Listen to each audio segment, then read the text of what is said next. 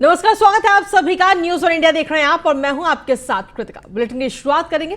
Samajwadi party ने MLC के 18 प्रत्याशियों के नाम घोषित कर दिए। बाराबंकी से राजेश यादव एमएलसी प्रत्याशी बनाए गए हैं समाजवादी पार्टी की तरफ से। इसके अलावा जौनपुर से मनोज कुमार को एमएलसी प्रत्याशी बनाया। वाराणसी से उमेश कुमार को टिकट दिया गया है एमएलसी का। इसके अलावा पीलीभीत और शाहजहांपुर से अमित यादव को उम्मीदवार बनाया। प्रतापगढ़ से विजय बहादुर यादव को, आगरा फिरोजाबाद से दिलीप सिंह यादव को टिकट दिया गया है। इलाहाबाद से वासुदेव यादव उम्मीदवार होंगे समाजवादी पार्टी से। लखीमपुर खीरी से अनुराग वर्मा को प्रत्याशी बनाया है। मथुरा एटा मैनपुरी से उदयवीर सिंह को टिकट दिया गया। बहराइच से अमर यादव को प्रत्याशी बनाया गया है। गोरखपुर महाराजगंज से रजनीश यादव को टिकट दिया है। झांसी जालौन से ललितपुर से श्याम सुंदर सिंह को टिकट दिया गया है। और वहीं लखनऊ नव से सुनील कुमार सिंह को उम्मीदवार बनाया गया है। तो ये वो नाम हैं जिन्हें एमएलसी के लिए समाजवादी पार्टी ने अपना उम्मीदवार बनाया है। मथुरा एटा मैनपुरी से उदयवीर सिंह को टिकट दिया गया है। बरसी सिद्धार्थनगर से संतोष यादव को टिकट दिया है। रायबरेली से वीरेंद्र शंकर सिंह को प्रत्याशी बनाया है समाजवादी पार्टी ने। फैजाबाद से हीरालाल यादव को टिकट दिया गया है। आजमगढ़ मऊ से राकेश कुमार यादव चुनाव लड़ेंगे। इसके अलावा रामपुर बरेली से मस्कूर अहमद को टिकट दिया गया है समाजवादी पार्टी की तरफ से। तो बड़ी जानकारी इस वक्त आपको दे रहे हैं लखनऊ से।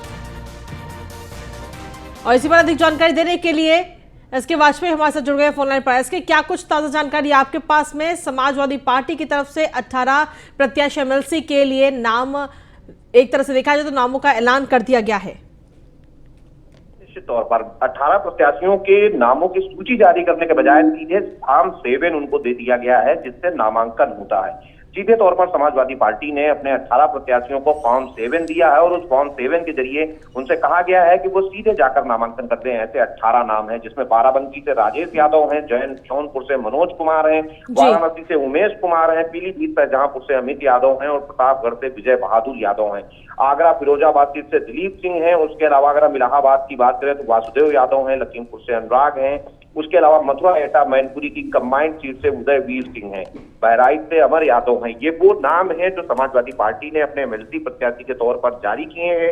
हालांकि अगर हम 2016 की बात करें तो इन 36 में से 31 सीटों पर समाजवादी पार्टी ने जीत हासिल की थी। और इस बार चूंकि भारतीय जनता पार्टी सत्ता में है और ऐसी स्थिति में समाजवादी पार्टी के लिए आसान नहीं होगा, खास तौर पर जब समाजवादी पार्टी के 8 एमएलसी छोड़कर भारतीय जनता पार्टी में शामिल हो चुके हैं। हालांकि जो 36 सीटों पर चुनाव होना है, समाजवादी पार्टी लगातार कोशिश कर रही है कि बेहतर परफॉर्मेंस दी जाए। अब देखना यह है कि प्रत्याशियों की सूची जारी होने के बाद जब 8 तारीख को मतदान होगा, उसके बाद 12 तारीख को रिजल्ट आएगा, तो आखिर कौन जीतता है ये देखने वाली बात होगी। लेकिन समाजवादी पार्टी लगातार पूरी कोशिश कर रही है। जी, लगातार कोशिश तो इसके की जा रही है समाजवादी पार्टी की तरफ से, क्योंकि अभी इस बार जो चुनाव हुए 2022 के विधानसभा चुनाव, उसमें भी बड़ी हार का सामना समाजवादी पार्टी को करना पड़ा। हालांकि जो वोट प्रतिशत था वो जरूर बढ़ गया 2017 और 2022 के मुकाबले।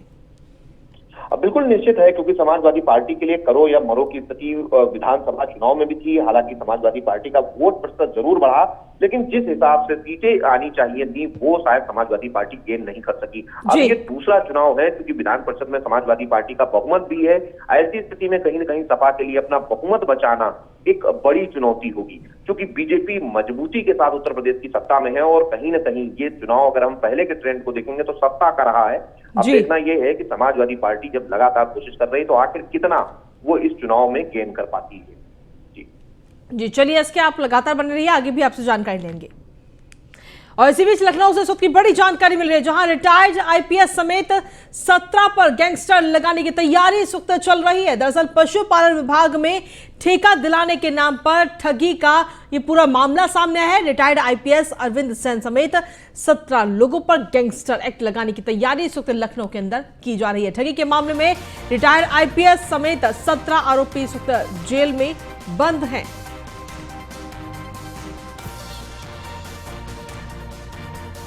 और इसी पर अधिक जानकारी देने के लिए हमारे साथ हमारे संवाददाता एसके वाजपेयी इस वक्त जुड़ गए हैं। ऐसे क्या कुछ मामला सामने है जिस तरीके से रिटायर्ड आईपीएस समेत 17 पर गैंगस्टर एक्ट लगाने की तैयारी इस वक्त की जा रही है लखनऊ में? बिल्कुल, ये पशुधन विभाग का मामला है, बहुत ही चर्चित मामला रहा है, जिसमें पूर्व आईपीएस समेत वर्तमान आईपीएस शामिल थे, साथ ही साथ विधानसभा सचिवालय के कई बाबू स्तर के अफसर शामिल थे, कई पत्रकार शामिल थे। पूरे मामले की जांच एसटीएफ ने की थी और एसटीएफ ने जांच करने के बाद 17 आरोपियों को अब तक गिरफ्तार किया था, जिसमें मध्य प्रदेश के व्यापारी से बड़े पैमाने पर ठेका दिलाने के नाम पर पैसा लिया गया था। और इस पूरे मामले की जांच के बाद कहीं न कहीं 17 लोगों की गिरफ्तारी हुई थी, जिनको जेल भेजा गया था। हालांकि पूरे मामले को लेकर उत्तर प्रदेश पुलिस लगातार सख्त है और अब ये बड़ी वजह है कि पूर्व आईपीएस अरविंद सेन, जो कि लंबे समय तक फरार भी रहे, हालांकि उसके बाद पुलिस ने उनको सरेंडर करने से पहले ही गिरफ्तार कर लिया था, और अब उन 17 लोगों पर गैंगस्टर एक्ट के तहत कार्रवाई करने की तैयारी यूपी पुलिस करने जा रही है, क्योंकि कहीं न कहीं ये पूरा मामला विधानसभा की सुरक्षा से भी जुड़ा हुआ था। और जिस तरीके से इस पूरे प्रकरण को लेकर पत्रकारों की भूमिका, अफसरों की भूमिका और खासतौर पर पुलिस के अफसरों की भूमिका निकलकर सामने आई थी, कहीं न कहीं वो चौंकाने वाली जरूर थी। हालांकि पुलिस ने व्यापारी की शिकायत पर इस पूरे मामले को लेकर बड़े पैमाने पर छापेमारी की थी, गिरफ्तारियां की थी। अब गैंगस्टर एक्ट में कार्रवाई होने जा रही है, तो कहीं न कहीं एक संदेश जरूर उत्तर प्रदेश पुलिस की तरफ से देने की कोशिश है कि अगर कोई भी इस तरीके का फ्रॉड करेगा तो उसके खिलाफ कठोर कार्रवाई उत्तर प्रदेश पुलिस की तरफ से की जाएगी। जी चलिए, बहुत बहुत शुक्रिया तमाम जानकारी और अपडेट्स देने के लिए इसके। और इसी बीच इस वक्त की एक और बड़ी जानकारी दिल्ली से, जहां पर भारतीय जनता पार्टी के मुख्यालय में अहम बैठक इस वक्त शुरू हो चुकी है। और इस अहम बैठक में मुख्य सीएम योगी आदित्यनाथ, बीजेपी अध्यक्ष जेपी नड्डा इस बैठक में मौजूद हैं। इसके अलावा संगठन महामंत्री बीएल संतोष भी इस बैठक में शामिल हैं। केशव प्रसाद मौर्य, दिनेश शर्मा, स्वतंत्र देव सिंह भी इस बैठक में मौजूद हैं। यूपी संगठन महामंत्री सुनील बंसल भी इस बैठक में मौजूद हैं। और इस बैठक में सीधे तौर पर अगर देखा जाए तो योगी की नई टीम को लेकर बीजेपी का एक गहन मंथन इस वक्त चल रहा है। एमएलसी के प्रत्याशियों पर भी आज मोहर लग सकती है। जहां एक तरफ समाजवादी पार्टी ने 18 प्रत्याशियों की सूची जारी की है, तो वहीं आज अगर देखा जाए तो भारतीय जनता पार्टी की तरफ से भी एमएलसी के प्रत्याशियों की सूची जारी की जा सकती है, तो इस पर भी चर्चा की जा रही है। और इसके अलावा अगर देखा जाए तो योगी मंत्रिमंडल में कौन कौन शामिल होगा, कौन कौन शामिल नहीं होगा, किसको क्या कुछ प्रभार दिया जाएगा, किस दिन शपथ ग्रहण होगा, इन तमाम मुद्दों पर इस वक्त चर्चा की जा रही है। तो दिल्ली से बड़ी जानकारी आपको दे रहे हैं, जहां पर भारतीय जनता पार्टी के मुख्यालय में इस वक्त अहम बैठक शुरू हो चुकी है। और इस अहम बैठक में योगी आदित्यनाथ, बीजेपी के राष्ट्रीय अध्यक्ष जेपी नड्डा, संगठन महामंत्री बीएल संतोष, केशव प्रसाद मौर्य, दिनेश शर्मा, स्वतंत्र देव सिंह, यूपी संगठन महामंत्री सुनील बंसल और तमाम बीजेपी के बड़े नेता इस बैठक में मौजूद हैं। तो एमएलसी के प्रत्याशियों पर भी आज मोहर लग सकती है, क्योंकि समाजवादी पार्टी की तरफ से 18 प्रत्याशियों की सूची जारी कर दी गई है। तो ऐसे में हो सकता है कि भारतीय जनता पार्टी की तरफ से भी आज प्रत्याशियों की सूची जारी की जाए एमएलसी के लिए। लेकिन हां, इसके साथ ही प्रदेश में योगी मंत्रिमंडल में कौन कौन से नाम होंगे, कौन कौन से चेहरे होंगे, किसको क्या प्रभार दिया जाएगा, इन तमाम चीजों पर भी गहन चिंतन और मंथन इस वक्त दिल्ली में भारतीय जनता पार्टी के कार्यालय पर चल रहा है। तो हालांकि देखना होगा कि आखिर कौन कौन से चेहरे योगी आदित्यनाथ के मंत्रिमंडल में शामिल होते हैं। तो बड़ी जानकारी इस वक्त आपको दे रहे हैं। बीजेपी के दिल्ली मुख्यालय में इस वक्त एक बड़ी अहम बैठक इस वक्त चल रही है और इस अहम बैठक में योगी आदित्यनाथ मौजूद हैं, बीजेपी के राष्ट्रीय अध्यक्ष जेपी नड्डा मौजूद हैं, संगठन महामंत्री बीएल संतोष, पूर्व डिप्टी सीएम केशव प्रसाद मौर्य, पूर्व डिप्टी सीएम दिनेश शर्मा, स्वतंत्र देव सिंह और यूपी संगठन महामंत्री सुनील बंसल इस बैठक में मौजूद हैं।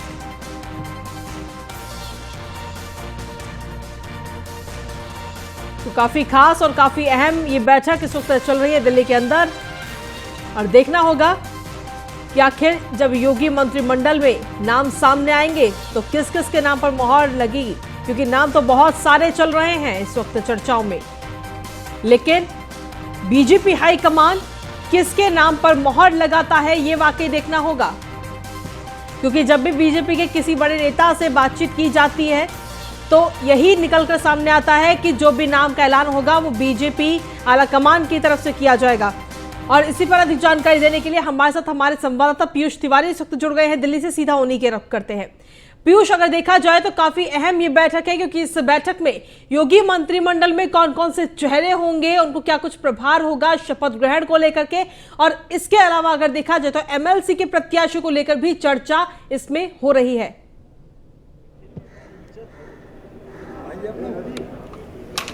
पीयूष, आवाज मिल रही है आपको? जी बिल्कुल। देखिए, भारतीय जनता पार्टी मुख्यालय में बड़ी बैठक चल रही है, जिसमें भारतीय जनता पार्टी के राष्ट्रीय अध्यक्ष जेपी नड्डा के अलावा संगठन के जो महामंत्री हैं अगर हम बात करें बीएल संतोष के अलावा तमाम भारतीय जनता पार्टी के पदाधिकारी मौजूद हैं, जिसमें सीएम योगी के अलावा अगर हम बात करें किशोर प्रसाद मौर्य की या दिनेश शर्मा की, वो भी इस बैठक में मौजूद है। जो भारतीय जनता पार्टी के प्रदेश अध्यक्ष हैं उत्तर प्रदेश के सुखदेव सिंह, वो भी इस बैठक में मौजूद है। थोड़ी देर पहले ये बैठक शुरू हुई है। तमाम विषयों पर चिंतन और मंथन यहाँ पे किया जाएगा, क्योंकि योगी आदित्यनाथ का शपथ ग्रहण समारोह को भव्य बनाने की भी तैयारियां है और तारीखों का लगभग ऐलान भी हो चुका है। तो उसको लेकर भी किन लोगों को बुलाना है, किनको नहीं बुलाना है, इसके अलावा एमएलसी को लेकर भी यहाँ पे चर्चा होगी। सबसे बड़ी बात है कि किन नए चेहरों को मौका दिया जाए और किनको नहीं दिया जाए, इसको लेकर यहाँ पे आज भारतीय जनता पार्टी मुख्यालय में चिंतन और मंथन चल रहा है। अगर हम बात करें डिप्टी सीएम की, तो तमाम जो राजनीतिक, अगर हम बात करें डिप्टी सीएम की, तो देखिए जातिगत समीकरण को सेट करने के लिए भी यहाँ पे कहीं ना कहीं डिप्टी सीएम के नाम पर चर्चा चल रही है। सबसे बड़ी बात है कि बेबी रानी मौर्य का नाम सबसे आगे चल रहा है। इसके अलावा अगर हम बात करें तो डिप्टी सीएम जो है केशव प्रसाद मौर्य को भी दरकिनार नहीं किया जा सकता है। भारतीय जनता पार्टी के साथ साथ संगठन में भी केशव प्रसाद मौर्य की बड़ी मजबूत पकड़ है। तो तमाम विषयों पे आज भारतीय जनता पार्टी चिंतन और मंथन कर रही है। इसके अलावा अगर हम बात करें तो नए मंत्रियों में देखिए राजेश्वर सिंह की बात कर लेते हैं, वो मंत्री बनाए जा सकते हैं। इसके अलावा दयाशंकर सिंह मंत्री बनाए जा सकते हैं, असीम अरुण मंत्री बनाए जा सकते हैं, और भी जो नए चेहरे हैं उनको मंत्री बनाया जा सकता है। सबसे बड़ी बात है कि जो मंत्री अपनी सीट नहीं बचा पाए हैं उनको मंत्रिमंडल में शामिल नहीं करने की भी जो खबर है वो आ रही है। तो तमाम तरीके की चर्चाएं हैं वो यहाँ पे चल रही है और यहाँ पे भारतीय जनता पार्टी में जो बैठक है वो चल रही है। अगर हम बात करें, देखिए 2022 में जिस प्रकार से भारतीय जनता पार्टी को जनादेश मिला है, इसका संदेश भारतीय जनता पार्टी 2024 में भी देना चाहती है। यही कारण है कि जातिगत समीकरण किस प्रकार से सेट हो पाए और किन मंत्रियों को फिर से मौका दिया जाए। अगर रिपोर्ट कार्ड की बात करें तो पिछले 5 साल के रिपोर्ट कार्ड को भी भारतीय जनता पार्टी देख रही है कि अगर किसी मंत्री का 5 साल में रिपोर्ट कार्ड ठीक नहीं है तो उसे मंत्रिमंडल में जगह नहीं दी जाए। इसके अलावा अगर हम बात करें जिन मंत्रियों का रिपोर्ट कार्ड ठीक है उनसे फिर से मंत्री बनाया जा सकता है, जिसमें सतीश महाना का जिक्र करें या अतुल गर्ग की जिक्र करें और भी जो नए जो नाम है वो उन्हें रिपीट किया जा सकता है। अगर हम बात करें आनंद स्वरूप शुक्ला की, वो अपनी सीट नहीं बचा पाए। इसके अलावा उपेंद्र तिवारी अपनी सीट नहीं बचा पाए, सतीश द्विवेदी अपनी सीट नहीं बचा पाए। तो उन तमाम विषयों पर भारतीय जनता पार्टी चिंतन और मंथन भारतीय जनता पार्टी मुख्यालय में कर रही है। जी पीयूष, अगर देखा जाए तो 2022 का जो ये विधानसभा चुनाव था उसे एक यूनिट टेस्ट के तौर पर देखा जा रहा था, क्योंकि जो असली परीक्षा है वो तो 2024 में होनी है और भारतीय जनता पार्टी 2024 की लोकसभा चुनावों को ध्यान में रखते हुए ही मंत्रिमंडल में नामों को शामिल करेगी, जिससे कि समीकरण ऐसे बने जो 2024 में भी बीजेपी को फायदा पहुंचा सके।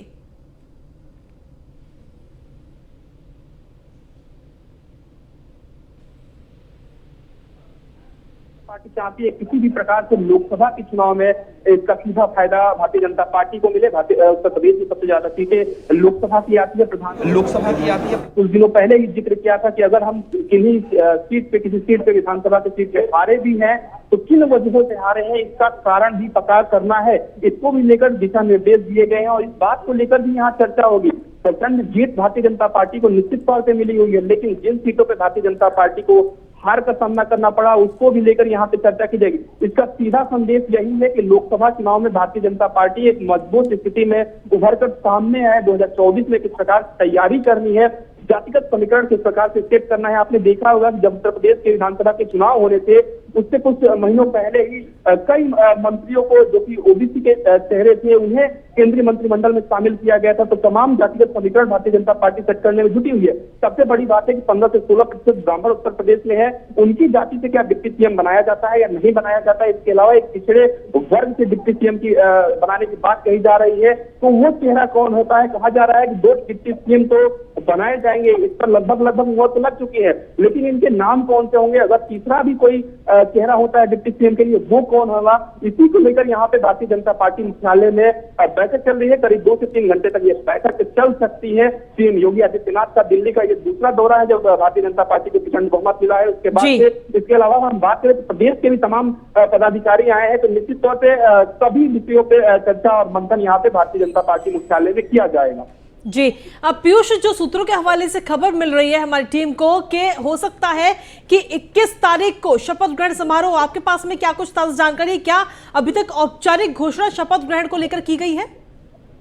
देखिए, भारतीय जनता पार्टी की ओर से किसी भी प्रकार की औपचारिक घोषणा नहीं की गई है। चाहे अगर हम बात करें डिप्टी सीएम की या नए मंत्रियों के चेहरे की, भारतीय जनता पार्टी एक बैठक बुलाई है और बैठक के बाद संभव है कि आज या कल में कुछ नाम फाइनल जरूर भारतीय जनता पार्टी कर देगी। अगर हम शपथ ग्रहण समारोह की बात करें तो 21 मार्च को अगर हम बात करें तो ये चल रहा है कि 21 मार्च को योगी आदित्यनाथ का शपथ ग्रहण हो सकता है। इसके अलावा हम बात करें तो इस शपथ ग्रहण समारोह को भव्य बनाने की भी तैयारी कर ली गई है भारतीय जनता पार्टी की ओर से। कई केंद्रीय मंत्री इस शपथ ग्रहण समारोह में हिस्सा लेंगे। खुद प्रधानमंत्री नरेंद्र मोदी इस शपथ ग्रहण समारोह में हिस्सा ले सकते हैं। इसके अलावा रक्षा मंत्री राजनाथ सिंह के अलावा गृह मंत्री अमित शाह और भारतीय जनता पार्टी के राष्ट्रीय अध्यक्ष जेपी नड्डा भी इस शपथ ग्रहण समारोह में आ सकते हैं। इसके अलावा अगर हम बात करें जहां जहां भारतीय जनता पार्टी की सरकारें हैं उनके मुख्यमंत्री भी इस शपथ ग्रहण समारोह में आएंगे। रैलियां करने की भी बात कही जा रही है। इसके अलावा इस शपथ ग्रहण समारोह को किस प्रकार से भव्य बनाया जा सके, हर जिले से कार्यकर्ताओं को बुलाया जाएगा और इस शपथ ग्रहण समारोह को भव्य बनाया जाएगा। इसकी तमाम तैयारियां जो है वो भारतीय जनता पार्टी ने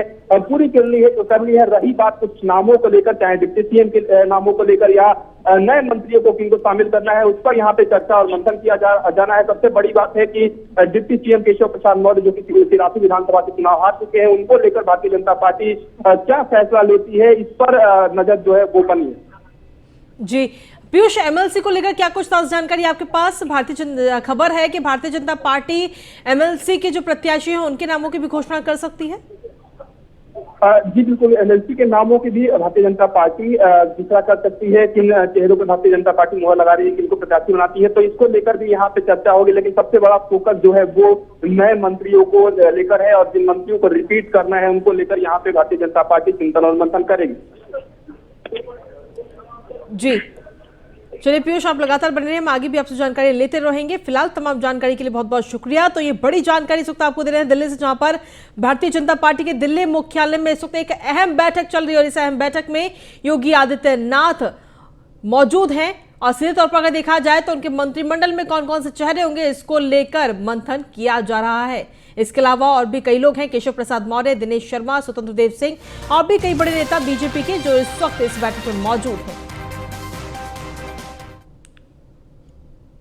और चलिए खबरों में आगे बढ़ते हैं। न्यूज और इंडिया से बातचीत की है पूर्व डिप्टी सीएम दिनेश शर्मा ने और इस दौरान दिनेश शर्मा ने कहा कि बीजेपी में परिवारवाद, जातिवाद की जगह नहीं है, पार्टी हाईकमान ही फैसला करेगा। और क्या कुछ कहा इस दौरान दिनेश शर्मा ने, आइए आपको सुनवाते हैं जिनसे बात की हमारे संवाददाता पीयूष तिवारी ने।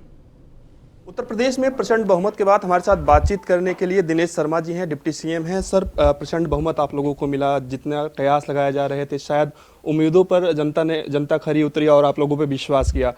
अब मुख्यमंत्री के बाद डिप्टी सीएम के नाम को लेकर चर्चाएं चल रही हैं, किन नामों पे मुहर लगाने वाले? बीजेपी में चर्चा नहीं होती, बीजेपी में निर्देश हुआ करते हैं केंद्रीय नेतृत्व के, और कार्यकर्ता की भूमिका उसके द्वारा स्वयं निर्धारित नहीं की जाती। कैडर बेस्ड पार्टी है और जो नीति रीति सिद्धांत के अनुसार इसका निष्पादन होता है और जो केंद्रीय नेतृत्व प्रदेश नेतृत्व से परामर्श करके तय करता है, वो उसका कार्यकर्ता उसको मानता है। सर, आखिरी सवाल रहेगा, जिस प्रकार से मंत्रिमंडल को लेकर भी चर्चाएं चल रही हैं, कई नए चेहरों को भी मौका देने की बात कही जा रही है, किन चेहरों पे आप लोग जिक्र? भविष्य के गर्त में है आपका प्रश्न, और मैं समझता हूं कि एक कॉमन चीज़ें 2017 के उत्तर प्रदेश के मंत्रिमंडल में, केंद्रीय मंत्रिमंडल के गठन में आपने देखी होगी। संकल्प पत्र को पूरी करने की क्षमता के साथ उसका प्रयोग करने की उत्कंठा, भ्रष्टाचार के खिलाफ जीरो टॉलरेंस, व्यक्ति की तत्परता के साथ कार्यों के निष्पादन करने की क्षमता और जनता के प्रति जवाबदेहिता के साथ साथ एक प्रकार से जो संकल्प पत्र है उसके प्रत्येक बिंदु को पूरा करने के साथ सभी वर्ग स्थानों को स्थान दिया जाना, ये एक मंत्रिमंडल कभी भी गठन हो तो ये सारे बिंदुओं को देखा जाता है, उसके आधार पर होता है। ब्राह्मणों ने भी आपकी बार भारतीय जनता पार्टी पर भरोसा जताया है। ब्राह्मण चेहरे के तौर पे डिप्टी सीएम का नाम आपका भी चल रहा है। लगता है सर कि एक बार फिर पार्टी आपको मौका दे रही है, आप बनने जा रहे हैं? देखो, आपको बीजेपी के बारे में एक चीज़ अच्छी तरह जान लेनी चाहिए। जाति, धर्म, क्षेत्र, संप्रदाय, इनके आधार पर सोचने वाली पार्टियां विपक्ष की पार्टियां हैं। बीजेपी सबका साथ, सबका विकास, सब पर विश्वास, सबके लिए प्रयास, इसके साथ, इस ध्येय वाक्य के साथ में काम करती है। जात के आधार पर नहीं, काम के आधार पर काम करती है। और इसमें किस कार्यकर्ता को क्या दायित्व मिलेगा ये वो निर्धारित नहीं करती, उसके नेतृत्व निर्धारित करता है। धन्यवाद सर। तो ये थे हमारे साथ डिप्टी सीएम दिनेश शर्मा जी, जिनका साफ तौर पे कहना है कि विपक्ष जाति और धर्म की राजनीति करता है, भारतीय जनता पार्टी का नेतृत्व तय करता है कि कौन मंत्री बनेगा और कौन deputy CM. Video journalist Ravindra के साथ पीयूष तिवारी, नई दिल्ली।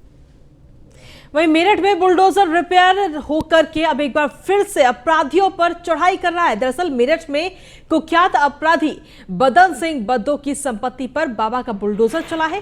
एसपी सिटी ने साफ तौर पर कहा कि अपराधियों को कमजोर करने के लिए पुलिस लगातार बदन सिंह के करीबियों पर कार्रवाई कर रही है।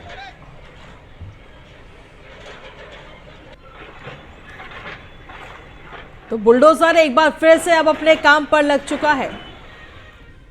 वेस्टर्न यूपी के कुख्यात बदमाश बदन सिंह बद्दो की करीबियों की संपत्ति पर कल मेरठ के अंदर बुलडोजर चला है। और सबसे बड़ी बात यह है कि सरकार बनने के बाद मेरठ के अंदर सबसे पहले योगी सरकार का बुलडोजर चलता हुआ देखने को मिला है। पुलिस लगातार बदन सिंह बद्दो की तलाश कर रही है। बीते 3 साल से बदन सिंह बद्दो पुलिस की गिरफ्त से दूर है। लगातार पुलिस की कई टीम जो छानबीन कर रही है, लगातार बद्दो के पीछे पड़ी हुई है, लेकिन उसके बावजूद भी जो माफिया है बदन सिंह बद्दो पुलिस की गिरफ्त से अभी दूर नजर आ रहे हैं। लेकिन पुलिस लगातार जो कार्रवाई करती हुई नजर आ रही है। हमारे साथ एसपी सिटी विनीत भटनागर जी मौजूद है। सर, क्या कहेंगे, बदन सिंह बद्दो की कोठी पर जो कल करीबी हैं उनके यहाँ पर बुलडोजर चलता हुआ देखने को मिला है? देखिए, मैं आपको बताना चाहूंगा, ये जो कुख्यात अपराधी है ये वांटेड क्रिमिनल है, हमारा भागा हुआ है और हमारी कई टीमें इसकी तलाश में है। इसके जो है गैंगस्टर एक्ट के अंतर्गत जो है इसकी संपत्ति, इसका भवन, ये सभी को कुर्क किया गया था और उसमें धारा 14 गैंगस्टर एक्ट के अंतर्गत उसमें कार्रवाई करी गई थी। इस कार्रवाई के दौरान ये भी जानकारी आई कि बहुत सी ऐसी संपत्तियां थी जो इनके नाम नहीं थी, परंतु इन्होंने अपने करीबियों के पक्ष में उसका कब्जा करवा दिया अपने अनुचित प्रभाव का इस्तेमाल करते हुए। ऐसी प्रॉपर्टीज को भी हम लोगों ने चिन्हित किया। ये जो संपत्ति है जिस पर कार्रवाई एमडीए ने करी है, इसको काफी दिन पहले हम लोगों ने चिन्हित किया था और ये जानकारी में आया था कि जगन्नाथपुरी थाना टीपी नगर में एक 3000 स्क्वायर मीटर्स का एक पार्क है जिस पर अवैध रूप से कब्जा करके उन्होंने अपनी उसमें शॉप्स वगैरह और कुछ इस तरीके से निर्माण कर लिया था, जहां से अपनी गतिविधियां चलाते थे। ऐसी प्रॉपर्टीज चिन्हित करी गई है और एमडीए ने उसको ध्वस्त किया है। पुलिस का इस पर एक्टिव सहयोग रहा। इस प्रकार की और प्रॉपर्टीज भी चिन्हित करी गई है। लीगल फ्रेमवर्क में हम जिस तरीके इस अपराधी की कमर तोड़ सकेंगे, हम ये कार्रवाई लगातार अपनी जारी रखेंगे। सर, चुनाव के अंदर जिस तरह से बुलडोजर रिपेयर होने के लिए गया था, उसके बाद अब लगातार कार्रवाई करता हुआ नजर आ रहा है। कितनी ऐसी संपत्ति और है बदन सिंह बद्दो की जिनको पुलिस ने चिन्हित किया है? कम से कम 2 ऐसी संपत्तियां और हैं उसी विसिनिटी में, उनको चिन्हित किया गया है। कुछ स्मैक के और नशे के जो अवैध रूप से उसका धंधा करते हैं सौदागर है, उनकी प्रॉपर्टी पे आपको बहुत जल्दी इसमें काफी कार्रवाई देखने को मिलेगी।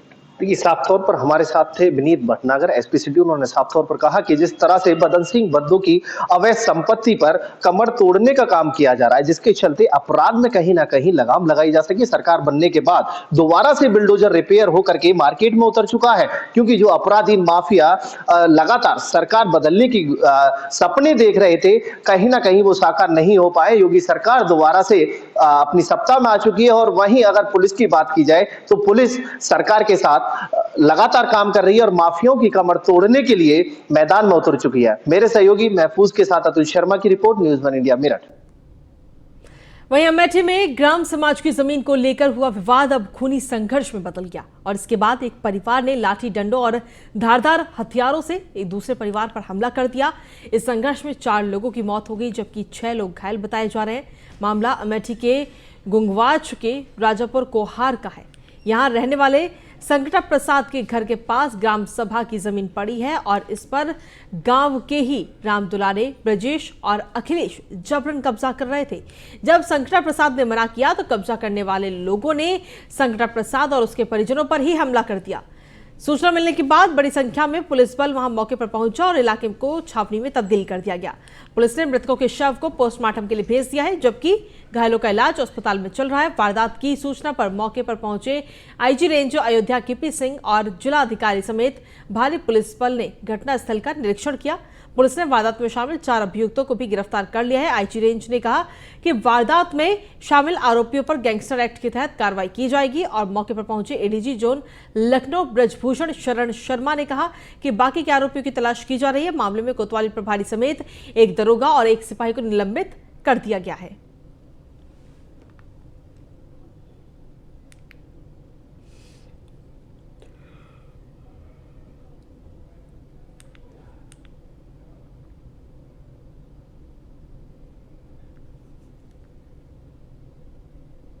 और खबरों का सिलसिला न्यूज़ ऑन इंडिया पर यूं ही लगातार जारी है। फिलहाल मेरे साथ इस बुलेटिन में इतना ही। नमस्कार।